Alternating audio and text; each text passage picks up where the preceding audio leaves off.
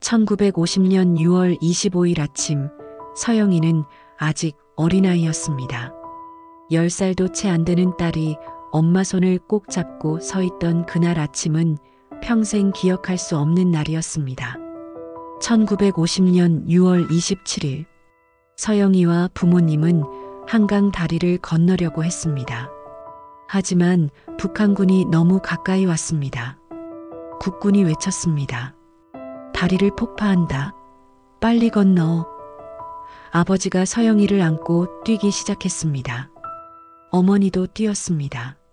하지만 어머니는 임신 중이었고 숨이 찼습니다. 아버지가 뒤를 돌아봤습니다. 어머니가 20m 뒤에 있었습니다. 아버지는 비명을 질렀습니다. 빨리, 빨리 와. 폭발음이 들렸습니다. 다리 중간이 무너지기 시작했습니다. 어머니가 손을 뻗었습니다. 하지만 아버지와 서영이는 이미 남쪽 땅에 도착했고 어머니는 다리 북쪽에 남겨졌습니다. 다리는 무너졌고 어머니의 모습은 연기 속으로 사라졌습니다. 기차는 남쪽으로 달렸고 어머니는 북쪽에 남겨졌습니다. 서영이는 서울에서 혼자 자라났습니다. 할머니가 밥을 차려주고 할아버지가 학용품을 사주었지만 어머니의 손을 다시 잡은 적은 없었습니다. 35년이 흘렀습니다. 그녀는 초등학교 교사가 되었고 자신도 딸들에게 사랑을 나누며 살았습니다. 하지만 밤마다 그녀는 알 수 없는 불안감을 느꼈습니다. 마치 어딘가 빈자리가 있는 것처럼.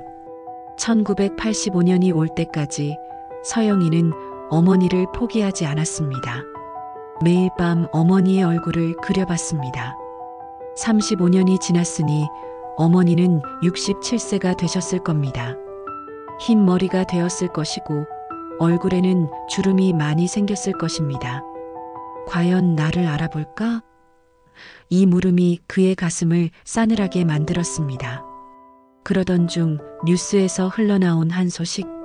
남북 이산 가족 상봉 프로젝트 결정. 서영이의 손이 떨렸습니다. 신청 서류를 작성할 때 그의 펜은 흔들렸습니다. 어머니가 살아계실까? 상봉이 정말 가능할까? 그 불안감은 희망을 이기지 못했습니다.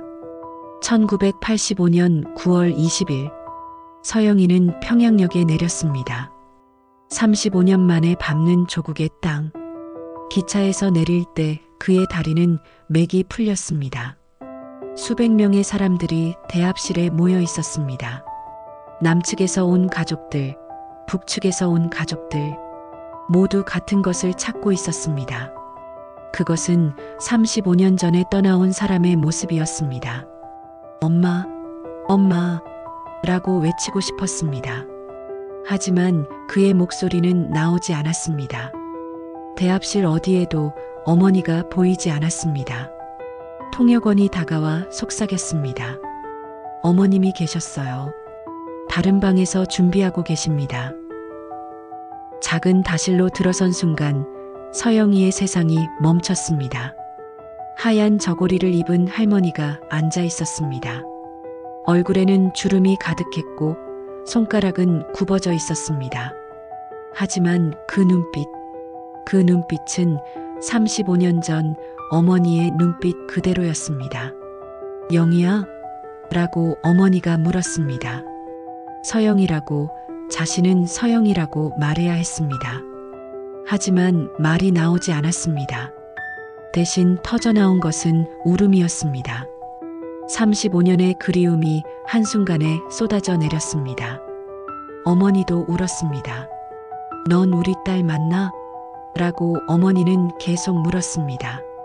마치 꿈일까봐, 또 사라질까봐. 서영이는 어머니의 손을 잡았습니다. 그 손가락은 굽어져 있었고 따뜻했습니다. 35년을 기다린 손이었습니다. 어머니는 봉지 하나를 꺼냈습니다.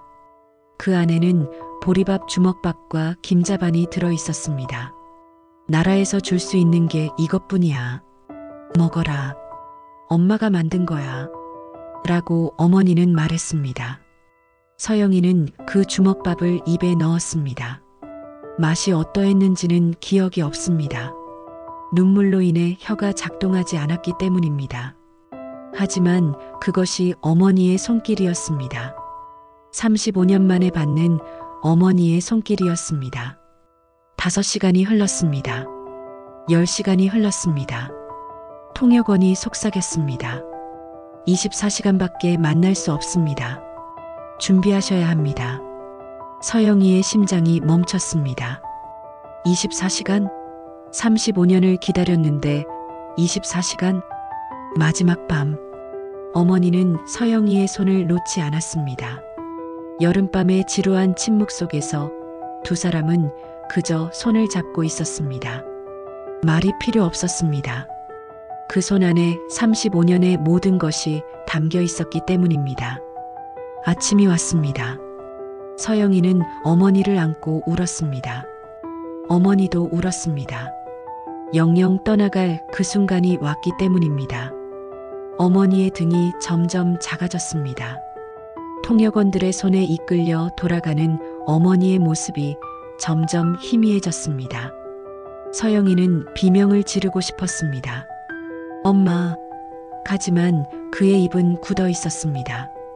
왜냐하면 어머니가 마지막으로 돌아본 얼굴에는 미소가 있었기 때문입니다. 고통 속에서도 미소를 지으셨기 때문입니다. 기차는 다시 남쪽으로 달렸습니다. 서영이는 한 장의 종이를 들고 있었습니다. 어머니가 건네준 편지였습니다. 글씨는 떨려 있었고 크기도 고르지 못했습니다. 하지만 그것이 어머니의 손글씨였습니다. 편지에는 이렇게 적혀 있었습니다. 여희야, 내가 행복하다면 그것만으로 엄마는 좋겠다. 미안해. 엄마가 옆에 없어서 내가 있을 때도 없을 때도 넌 우리 딸이다. 서영이는 그 편지를 몇천 번을 읽었습니다. 35년 후 손녀딸이 할머니의 손을 잡으려고 할 때 그는 그 편지를 꺼냈습니다. 할머니가 너를 우리 딸이라고 했단다라고 속삭였습니다. 오늘 서영이는 87세입니다. 어머니는 이 세상에 계시지 않습니다. 하지만 그의 손에는 여전히 어머니의 편지가 있습니다. 손녀딸과 증손녀딸도 그 편지를 읽었습니다. 분단은 계속됩니다. 여전히 수십만의 이산 가족들이 그리움 속에서 살아갑니다. 하지만 이 이야기는 우리에게 묻고 있습니다. 그리움은 고통인가 아니면 사랑인가? 그 답은 한 어머니의 마지막 편지에 있습니다.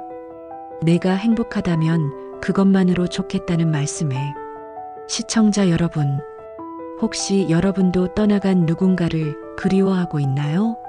그렇다면 기억해 주세요.